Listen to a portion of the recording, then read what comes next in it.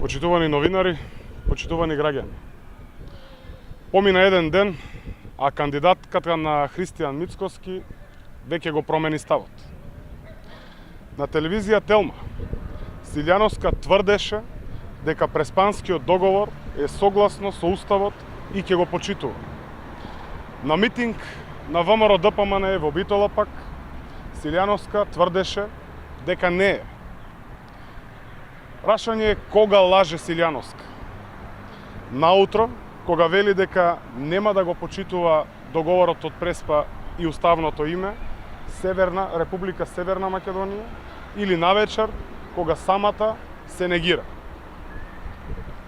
За каква правда и правичност зборува Силјановска, кога со секоја изјава потврдува дека е лицемерна и лажно се представува пред граѓаните на Република Северна Македонија.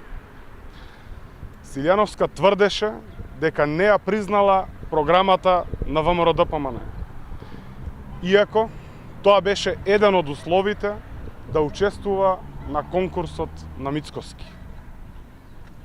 За само неколку дена, почитувани, Гордана Силјановска си го покажа вистинското лицемерно лице. Силјановска не е честна пред граѓаните. Затоа граѓаните на предстојните избори ќе изберат вистински претседател, кој искрено и честно настапува и достоинствено ја представува земјата.